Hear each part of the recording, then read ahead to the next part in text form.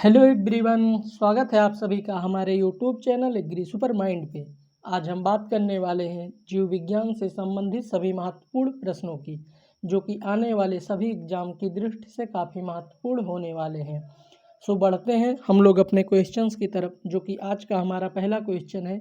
Malaria से प्रभावित होने वाला अंग है। फर्स्ट ऑप्शन है लीवर, सेकेंड ऑप्शन है फेफड़ा, थर्ड ऑप्शन है गुर्दा, फोर्थ ऑप्शन है प्लीहा। बात करते हैं मलेरिया की, तो मलेरिया एक तरह का संक्रामक रोग होता है, जो कि फीमेल एनाफिलीज मच्छर के काटने से होता है। इसमें जो पैरासाइट्स होते हैं वो एक प्लाज्मोडियम पैरासाइट होता है, जिसके कारण मलेरिया होता है। तो यहाँ पे बात हो रही कि मलेरिया से प्रभावित होने वाला अंग जो है वो कौन सा है। तो मलेरिया से जो प्रभावित होने वाला अंग है वो प्लीहा होता है। प्लीहा में होता क्या है कि जब मलेरिया किसी व्यक्ति को हो जाता है, तो उसमें जो प्लीहा का साइज होता है वो काफ़ी ज़्यादा बढ़ जाता है। तो इसलिए इसका जो राइट आंसर होगा वो डी होगा। बढ़ते हैं नेक्स्ट क्वेश्चंस की तरफ। किस तत्व की कमी से घींघा रोग होता है। फर्स्ट ऑप्शन है कैल्शियम, सेकेंड ऑप्शन है आयरन, थर्ड ऑप्शन है आयोडीन, फोर्थ ऑप्शन है फास्फोरस। तो घींघा रोग जो होता है वो आयोडीन की कमी से होता है, इसलिए इसका जो राइट आंसर होगा वो सी होगा। बढ़ते हैं नेक्स्ट क्वेश्चंस की तरफ।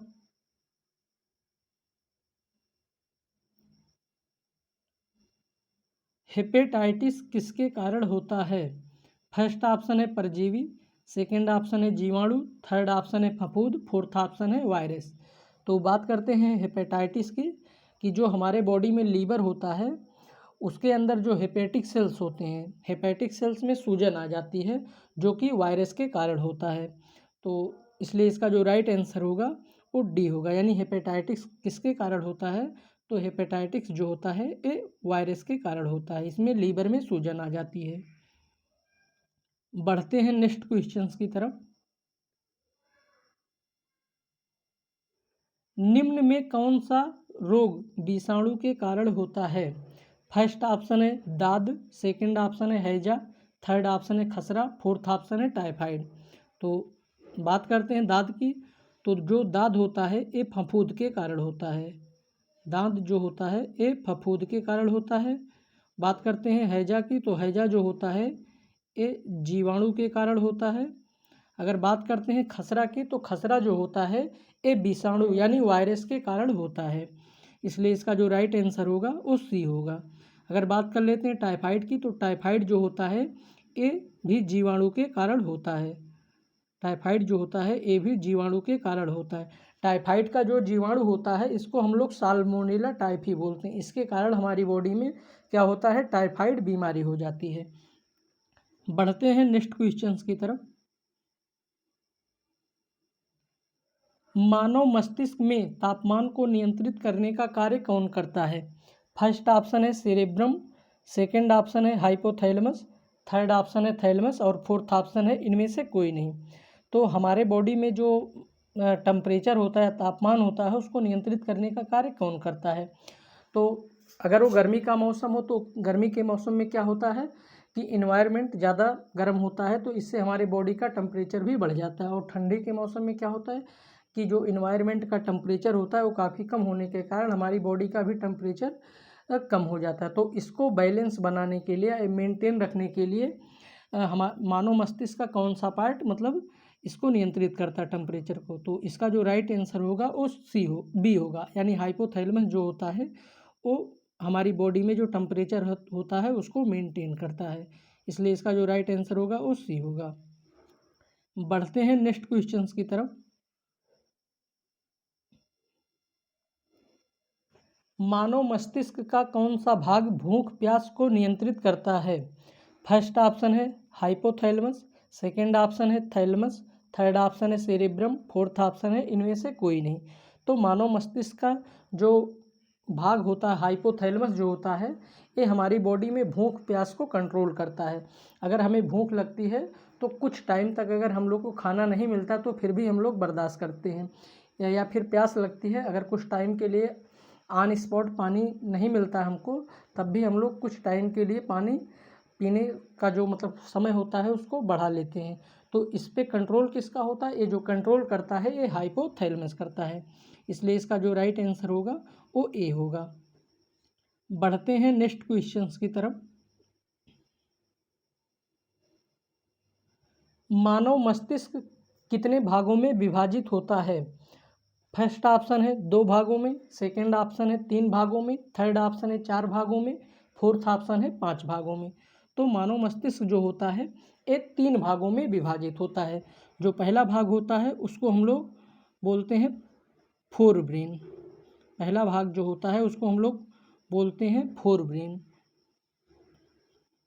और जो दूसरा भाग होता है उसको हम लोग बोलते हैं मिड ब्रेन।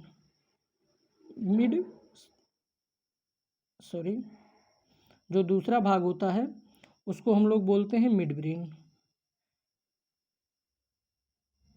और अगर बात करते हैं तीसरे भाग की, तो जो तीसरा भाग होता है उसको हम लोग बोलते हैं हाइंड ब्रेन। तो मानव मस्तिष्क कितने भागों में विभाजित होता है?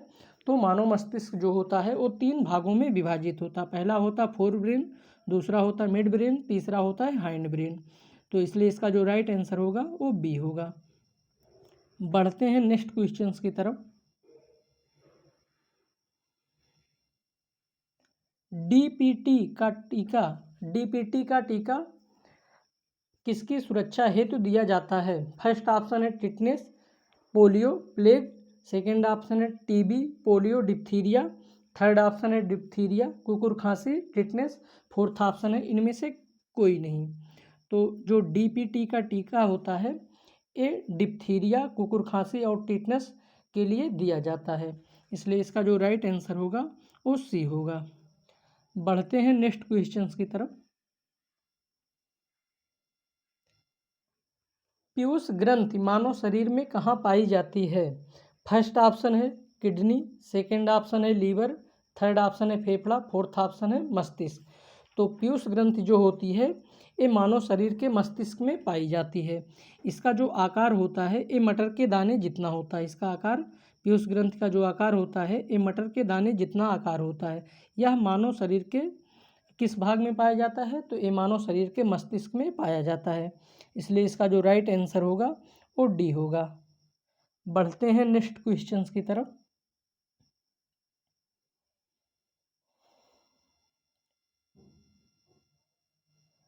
चमगादड़ों द्वारा परागण कहलाता है। फर्स्ट ऑप्शन है एंटमोफिली, सेकंड ऑप्शन है एनिमोफिली, थर्ड ऑप्शन है ऑर्निथोफिली, फोर्थ ऑप्शन है चिरेप्टरफिली।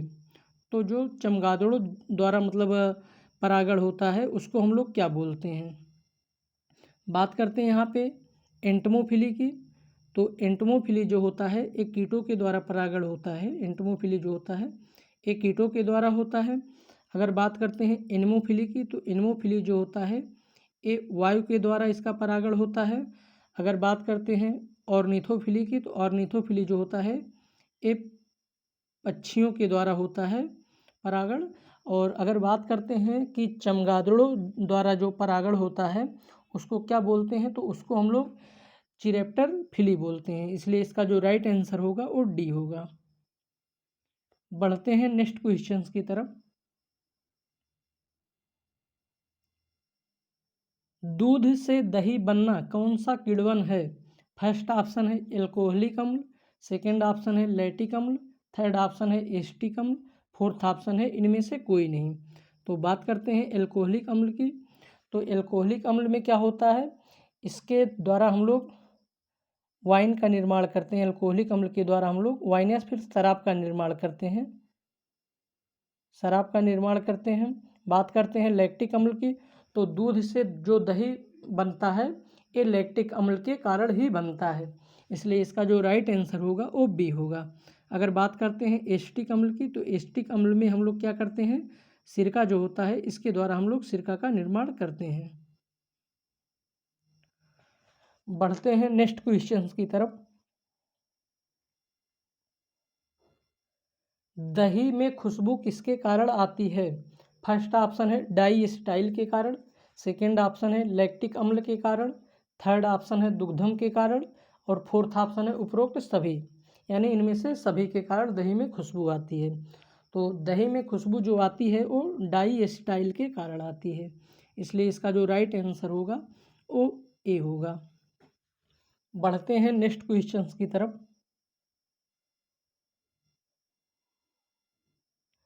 प्याज में लाल रंग का कारण है, फर्स्ट ऑप्शन है एंथोसाइनिन, सेकंड ऑप्शन है कुरकुमिन, थर्ड ऑप्शन है कैरोटीन, फोर्थ ऑप्शन है इनमें से कोई नहीं।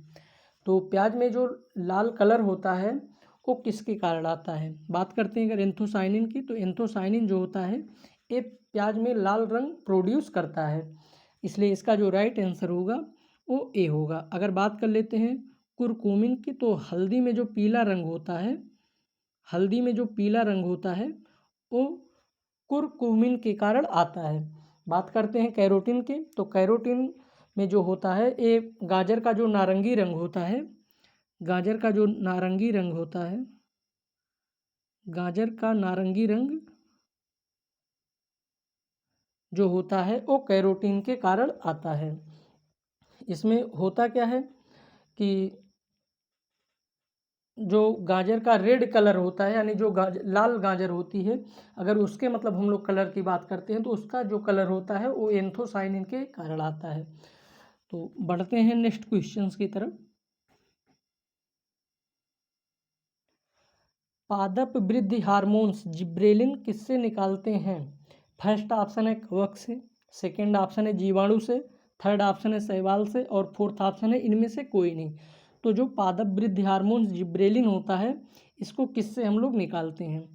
तो इससे इसका जो राइट आंसर होगा वो ए होगा, यानी कवक से हम लोग जिब्रेलिन निकालते हैं।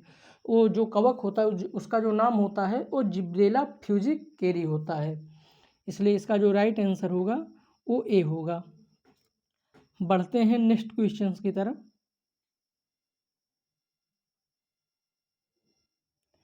इंडोल एसिटिक अम्ल क्या है?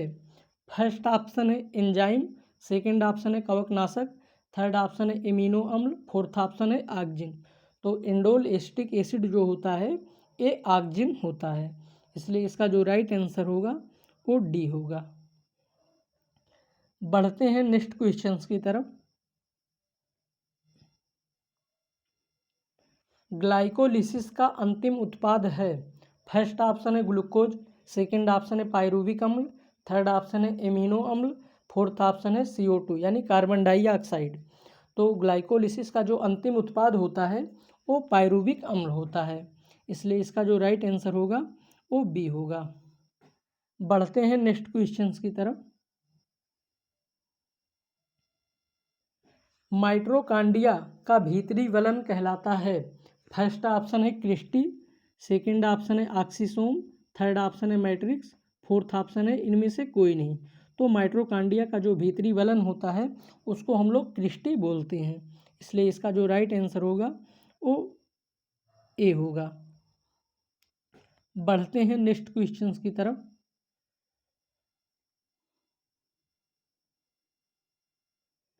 इंडोप्लाज्मिक रेटिकुलम ER की खोज किसने की? फर्स्ट ऑप्शन है वाटसन ने, सेकंड ऑप्शन है रॉबर्ट्स ने, थर्ड ऑप्शन है पोर्टर ने, फोर्थ ऑप्शन है इनमें से कोई नहीं। तो बात करते हैं इंडोप्लाज्मिक रेटिकुलम की। तो इंडोप्लाज्मिक रेटिकुलम जो होता है ये झिल्लियों का एक तंत्र होता है। यह जो होता है परिपक्व RBC यानी जो मतलब mature RBC red blood cells होते हैं उनको छोड़कर बाकी सभी यूकैरियोटिक कोशिकाओं में पाया जाता है इंडोप्लाज्मिक रेटिकुलम। तो इसकी खोज किसने की थी? इसकी खोज पोर्टर ने की थी, इसलिए इसका जो राइट आंसर होगा वो सी होगा। बढ़ते हैं नेक्स्ट क्वेश्चंस की तरफ। सौर ऊर्जा किससे प्राप्त होता है? फर्स्ट ऑप्शन है चंद्रमा, सेकंड ऑप्शन है समुद्र, थर्ड ऑप्शन है सूरज, फोर्थ ऑप्शन है हवा। तो सौर ऊर्जा जो होता है ये हमें सूर्य से प्राप्त होता है, इसलिए इसका जो राइट आंसर होगा वो सी होगा। बढ़ते हैं नेक्स्ट क्वेश्चंस की तरफ।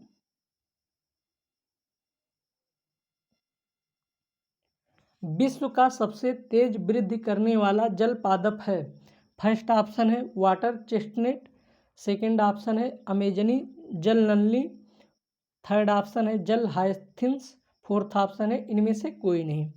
तो विश्व का जो सबसे तेज वृद्धि करने वाला जल पादप होता है वो जल हायसिंथ होता है। इसको हम लोग क्या बोलते हैं, जलकुंभी भी बोलते हैं।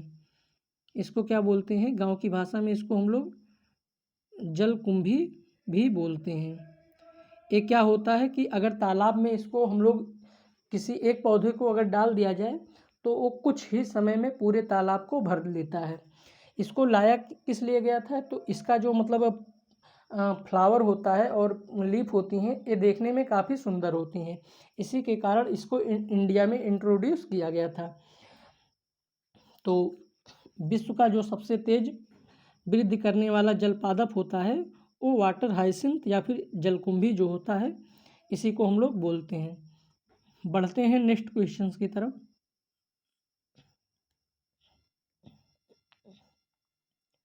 राष्ट्रीय पर्यावरण अभियांत्रिकी संस्थान कहाँ स्थित है? फर्स्ट ऑप्शन है नागपुर, सेकंड ऑप्शन है पुणे, थर्ड ऑप्शन है लखनऊ, फोर्थ ऑप्शन है नई दिल्ली। तो राष्ट्रीय पर्यावरण अभियांत्रिकी संस्थान जो है वो नागपुर महाराष्ट्र में स्थित है, इसलिए इसका जो राइट आंसर होगा वो ए होगा। बढ़ते हैं नेक्स्ट क्वेश्चंस की तरफ।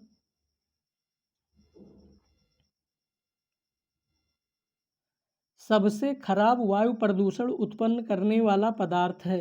फर्स्ट ऑप्शन है धुआं, सेकंड ऑप्शन है सल्फर डाइऑक्साइड, थर्ड ऑप्शन है कार्बन डाइऑक्साइड, फोर्थ ऑप्शन है कार्बन मोनोऑक्साइड। तो सबसे खराब वायु प्रदूषण, यहाँ पे बात वायु प्रदूषण की हो रही है कि वायु प्रदूषण उत्पन्न करने वाला सबसे खराब पदार्थ कौन सा है। तो इसका जो राइट आंसर होगा वो सी होगा, यानी कार्बन डाइऑक्साइड जो होता है ये सबसे खराब वायु प्रदूषण उत्पन्न करने वाला पदार्थ होता है। बढ़ते हैं नेक्स्ट क्वेश्चंस की तरफ। समजात अंग हैं, फर्स्ट ऑप्शन है रचना में समान, सेकंड ऑप्शन है कार्य में समान, थर्ड ऑप्शन है यहाँ रचना में असमान होना चाहिए, यहाँ पे असमान आप लोग बना लीजिए, रचना में असमान, और फोर्थ ऑप्शन है इनमें से कोई नहीं। तो बात करते हैं समजात अंग की। वे अंग जो रचना और उत्पत्ति में समान होते हैं किंतु उनका जो कार्य होता है वो अलग अलग होता है, उसको हम लोग समजात अंग बोलते हैं। तो यहाँ पे बात हो रही कि रचना और उत्पत्ति समान होती है लेकिन कार्य भिन्न होती है, तो इसलिए इसका जो राइट आंसर होगा, यानी समजात अंग है तो समजात अंग में क्या होता है, रचना समान होती है, इसलिए इसका राइट आंसर ए होगा। बढ़ते हैं नेक्स्ट क्वेश्चंस की तरफ। हरा प्रोटोजोआ के नाम से जाना जाता है। फर्स्ट ऑप्शन है अमीबा, सेकंड ऑप्शन है पैरामीशियम, थर्ड ऑप्शन है लिस्मेनिया, फोर्थ ऑप्शन है यूगुलिना। तो हरा प्रोटोजोआ के नाम से जो जाना जाता है वो यूगुलिना को जाना जाता है, इसलिए इसका जो राइट आंसर होगा वो डी होगा। बढ़ते हैं नेक्स्ट क्वेश्चंस की तरफ। ब्लू बेबी सिंड्रोम नामक बीमारी होती है। फर्स्ट ऑप्शन है आयरन से, सेकंड ऑप्शन है लीड से, थर्ड ऑप्शन है मीथमोग्लोबिन से, फोर्थ ऑप्शन है नाइट्रेट से। तो ब्लू बेबी सिंड्रोम की अगर बात करते हैं कि शिशुओं के जन्म के कुछ समय बाद उनकी त्वचा का जो रंग होता है वो नीला पड़ जाता है, जिसे हम लोग साइनोसिस भी बोलते हैं। क्या होता है कि जब शिशु जन्म लेता है तो जन्म के कुछ टाइम बाद उसकी जो त्वचा होती है वो नीली पड़ जाती है, जिसको हम लोग साइनोसिस बोलते हैं। इसमें जो सबसे ज़्यादा प्रभावित अंग होते हैं वो ओंठ होते हैं, कान के लोब्स होते हैं और नाखून के जो बड्स होते हैं ये सबसे ज़्यादा प्रभावित होते हैं, जो कि होता किसके कारण है, मीथमोग्लोबिन के कारण। इसमें ऑक्सीजन की मात्रा जो होती है वो ब्लड में नहीं पहुंच पाती है, जिससे ए ब्लू बेबी सिंड्रोम नामक बीमारी हो जाती है, इसलिए इसका जो राइट आंसर होगा वो सी होगा, यानी मीथमोग्लोबिन के कारण ब्लू बेबी सिंड्रोम नामक बीमारी होती है। बढ़ते हैं नेक्स्ट क्वेश्चंस की तरफ। एल्जाइमर रोग में मानव शरीर का कौन सा अंग प्रभावित होता है? फर्स्ट ऑप्शन है कान, सेकंड ऑप्शन है मस्तिष्क, थर्ड ऑप्शन है आँख, फोर्थ ऑप्शन है पेट। तो एल्जाइमर की अगर बात करते हैं इसमें क्या होता है, इसके जो लक्षण होते हैं इसमें जो मनुष्य की याददाश्त होती है वो काफ़ी ज़्यादा कम हो जाती है। याददाश्त की कमी के कारण वो ना तो सही से कोई निर्णय ले पाता है और जो बोलने में उसको काफ़ी ज़्यादा दिक्कत होती है। यानी इसे एक प्रकार से हम लोग भूलने की बीमारी भी बोल सकते हैं। तो यह मानव शरीर के कौन से अंग में को प्रभावित करता है? तो यह मानव के मस्तिष्क को प्रभावित करता है। इसलिए इसका जो राइट आंसर होगा वो बी होगा। बढ़ते हैं नेक्स्ट क्वेश्चंस की तरफ। पोलियो का वायरस शरीर में प्रवेश करता है। फर्स्ट ऑप्शन है मच्छर के काटने से, सेकंड ऑप्शन है दूषित भोजन तथा जल से, थर्ड ऑप्शन है कुत्ते के काटने से, फोर्थ ऑप्शन है इनमें से कोई नहीं। तो बात अगर पोलियो के वायरस की करते हैं तो ये हमारे बॉडी में जो नर्वस सिस्टम होता है उसको सबसे ज़्यादा प्रभावित करता है। ये बॉडी का जो स्पाइनल कार्ड होता है उसमें जाकर वहाँ पे जो नर्व टिश्यू होते हैं उनको ये पूरी तरह से ख़त्म कर देता है। ख़त्म होने के बाद क्या होता है, हमारे बॉडी में पैरालिसिस हो जाती है, यानी जो अंग होते हैं वो प्रभावित हो जाते हैं। तो यह किसके कारण होते हैं या किस कारण बॉडी में प्रवेश करते हैं पोलियो के वायरस? तो ये दूषित भोजन तथा जल के कारण हमारी बॉडी में पोलियो का जो वायरस होता है ये प्रवेश करता है। इसलिए इसका जो राइट आंसर होगा वो बी होगा। बढ़ते हैं नेक्स्ट क्वेश्चंस की तरफ। पोलियो के टीके की खोज किसने की? फर्स्ट ऑप्शन है जोन्स साल्क ने, सेकंड ऑप्शन है रॉबर्ट कोच ने, थर्ड ऑप्शन है एडवर्ड जेनर ने, फोर्थ ऑप्शन है फ्लेमिंग ने। तो पोलियो का जो टीका है इसकी खोज जोन्स साल्क ने की थी। अगर बात कर लेते हैं यहाँ पे रॉबर्ट कोच की, तो रॉबर्ट कोच जो हैं इन्होंने टीबी के जीवाणु की खोज की थी। जो टीबी का जीवाणु होता है उसकी खोज रॉबर्ट कोच ने की थी। अगर बात करते हैं एडवर्ड जेनर की, तो एडवर्ड जेनर जो थे इन्होंने चेचक के वैक्सीन की खोज की थी। किसके वैक्सीन की? चेचक के वैक्सीन की खोज की थी। वो अगर बात करते हैं फ्लेमिंग की, तो फ्लेमिंग जो थे इन्होंने पेनिसिलिन की खोज की थी। पेनिसिलिन की खोज की थी। तो बात हो रही कि पोलियो के टीके की खोज किसने की? तो पोलियो के टीके की खोज जोन्स साल्क ने की थी। इसलिए इसका जो राइट आंसर होगा वो फर्स्ट होगा।